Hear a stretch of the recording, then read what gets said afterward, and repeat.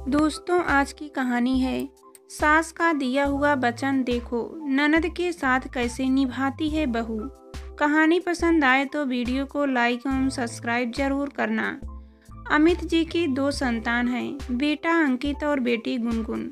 अंकित गुनगुन से 6-7 साल बड़ा है। घर में सब कुछ हंसी खुशी चल रहा था, मगर 5 साल पहले अमित जी की पत्नी सरला जी की तबीयत अचानक खराब रहने लगी। जांच कराने पर पता चला कि उन्हें बड़ी आंत का कैंसर है, जो काफ़ी फैल चुका है। काफ़ी इलाज कराने के बाद भी उनकी हालत में कोई सुधार नहीं हुआ। जब उन्हें लगने लगा कि अब वे ज़्यादा दिन जीवित नहीं रह पाएगी, तो एक दिन अपने पति से बोली, मैं अब ज़्यादा दिन जीवित नहीं रहूँगी। गुनगुन अभी 15-16 साल की है और घर संभालने के लिहाज से अभी बहुत छोटी है। मैं अपनी आंख बंद होने से पूर्व इस घर की जिम्मेदारी अपनी बहू को देना चाहती हूँ। आप जल्दी से अंकित की शादी करा दीजिए। अमित जी ने उन्हें बहुत समझाया कि वे जल्द ठीक हो जाएगी और जैसा वे अपने बारे में सोच रही हैं वैसा कुछ नहीं होगा। लेकिन शायद सरला जी को यह आभास हो गया था कि अब उनकी जिंदगी की घड़ियां गिनती की रह गई हैं। इसलिए वे अपने पति से आग्रह करते हुए बोली, ठीक है, यदि अच्छी हो जाएगी तो बहू के साथ मेरा बुढ़ापा अच्छे से कट जाएगा। लेकिन अंकित के लिए बहू ढूंढने में कोई बुराई तो है नहीं। मुझे भी तसल्ली हो जाएगा कि मेरा घर अब सुरक्षित हाथों में है। अमित जी ने सुन रखा था कि व्यक्ति को अपने अंतिम समय का आभास हो ही जाता है। अतः बीमार पत्नी की इच्छा का सम्मान करते हुए उन्होंने अंकित के लिए बहू ढूंढना शुरू कर दिया। एक दिन अंकित का मित्र अभीर अपनी बहन अनन्या के साथ उनके घर आया। अंकित ने उन दोनों को अपनी मां से मिलवाया। जब तक अंकित और अभीर आपस में बातचीत में मशगूल रहे, अनन्या सरला जी के पास ही बैठी रही। उसका उनके साथ बातचीत करने का अंदाज, उनके लिए उसकी आंखों में लगाव देखकर अमित जी ने फैसला कर लिया कि अब उन्हें अंकित के लिए लड़की ढूंढने की ज़रूरत नहीं है।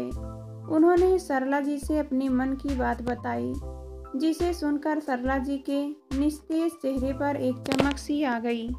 वे बोली, आपने तो मेरे मन की बात कह दी। अंकित को भी इस रिश्ते पर कोई आपत्ति नहीं थी। दोनों परिवारों की रजामंदी से अंकित और अनन्या की शादी तय हो गई।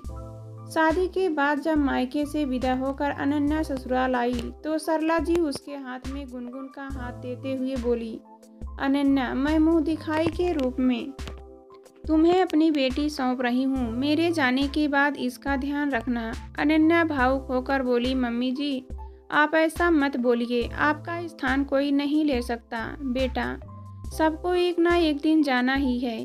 लेकिन यदि तुम मुझे यह वचन दे सको कि मेरे जाने के बाद तुम गुनगुन का ध्यान रखोगी, तो मैं चैन से अंतिम सांस ले पाऊंगी। माँ जी, आप विश्वास रखिए, आज से गुनगुन मेरी ननद नहीं, मेरी छोटी बहन है। बेटे के विवाह के 1-2 महीने के अंदर ही बीमारी से लड़ते लड़ते सरला जी की मृत्यु हो गई।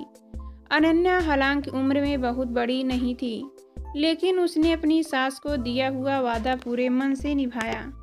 उसने गुनगुन को कभी अपनी ननद नहीं बल्कि अपनी सगी बहन से बढ़कर ही समझा। बड़ी होती गुनगुन का वह वैसे ही ध्यान रखती जैसे एक बड़ी बहन अपनी छोटी बहन का रखती है। वह अक्सर गुनगुन से कहती, गुनगुन, बड़ी भाभी, बड़ी बहन और माँ में कोई भेद नहीं होता। गुनगुन के विवाह योग्य होने पर अंकित और अनन्या ने उसकी शादी को धूमधाम से कर दी। विवाह में कन्यादान के रस्म का जब समय आया तो अमित जी ने मंडप में उपस्थित सभी लोगों के सामने कहा, कन्यादान की रस्म मेरे बेटे बहू ही करेंगे। विवाह के बाद विदा होते समय गुनगुन अनन्या से चिपक कर ऐसे रो रही थी जैसे वह अपनी माँ से गले लग कर रो रही हो। ननद भाभी का ऐसा मधुर संबंध देखकर विदाई की बेला में उपस्थित सभी लोगों की आंखें खुशी से नम हो आई। गुनगुन शादी के बाद ससुराल चली गई। दूसरे शहर में ससुराल होने के कारण उसका मायके आना अब कम ही हो पाता था। उसका कमरा अब खाली रहता था, लेकिन उसकी साज सज्जा साफ सफाई अभी भी बिल्कुल वैसी ही थी, जैसे लगता हो कि वह अभी यहीं रह रही हो। अंकित के ऑफिस से लौटने के बाद अनन्या अपने और अंकित के लिए शाम की चाय गुनगुन के कमरे में ही ले आती, ताकि उस कमरे में वीरानगी ना पसरी रहे और उसकी छत और दीवारों भी इंसानी सांसों से महकती रहे। एक दिन पड़ोस में रहने वाले प्रेम बाबू अमित जी के घर आए। बातों बातों में वे उनसे बोले, आपकी बिटिया गुनगुन अब अपने घर चली गई है। उसका कमरा तो खाली ही रहता होगा, आप उसे किराए पर क्यों नहीं दे देते, कुछ पैसा भी आता रहेगा। यह बातचीत अभी हो ही रही थी कि उसी समय अनन्या वहां चाय देने आई। ननद गुनगुन से मातृ तुल्य प्रेम करने वाली अनन्या को प्रेम बाबू की बात सुनकर बहुत दुख हुआ। वह उनसे सम्मानपूर्वक किंतु दृढ़ता से बोली, अंकल, क्या शादी के बाद वही घर बेटी का अपना घर नहीं रह जाता, जहां उसने चलना सीखा हो, बोलना सीखा हो और जहां तिनका तिनका मिलकर उसके व्यक्तित्व ने साकार रूप लिया हो। अंकल, बेटी पराया धन नहीं बल्कि ससुराल में मायके का सृजनात्मक विस्तार है। शादी का अर्थ यह नहीं है कि उसके विदा होते ही उसके कमरे का इंटीरियर बदल दिया जाए और उसे गेस्ट रूम बना दिया जाए या चंद पैसों के लिए उसे किराए पर दे दिया जाए।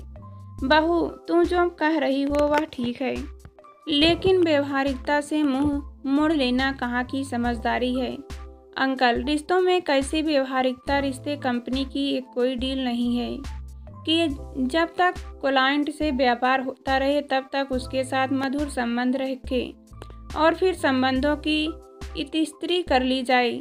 व्यवहारिकता का तराजू तो अपनी सोच को सही साबित करने का उपकरण मात्र है। तब प्रेम बाबू बोले, लेकिन इससे बेटी को क्या मिलेगा?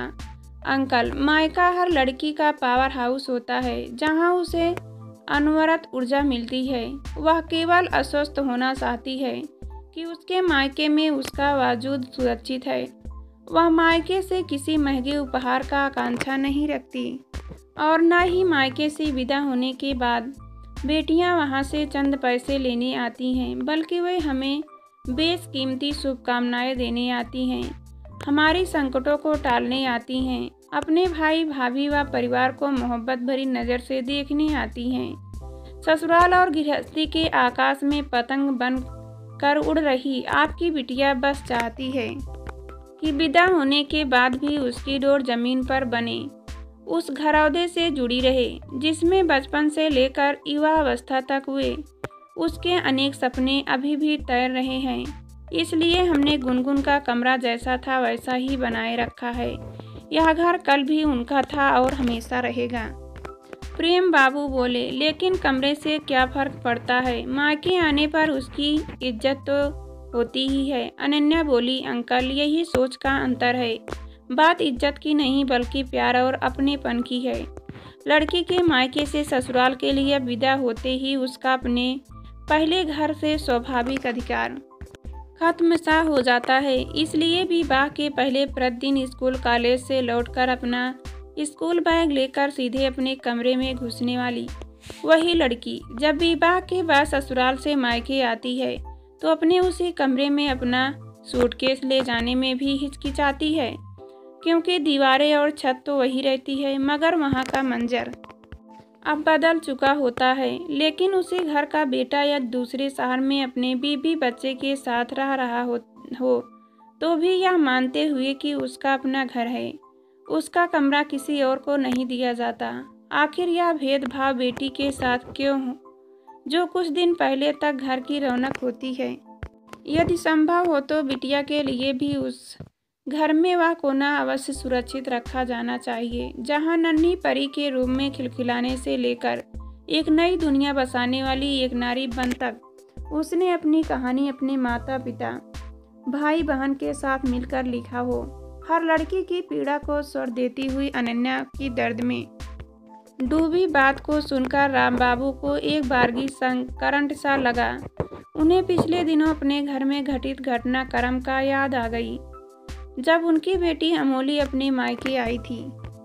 वे बोले, बहू तुमने मेरी आंखें खोल दी। परसों मेरी बिटिया मोली ससुराल से मायके आई थी। यहाँ आने के बाद उसका सामान उसके अपने ही घर के ड्राइंग रूम में काफ़ी देर ऐसे पड़ा रहा जैसे वह मोली का नहीं बल्कि किसी अतिथि का सामान हो। बेटा अपना पराई बेटी जैसे बाप को बचपन से अब तक सुनते आए, हमारी मनोभूम वैसे ही बन जाती है।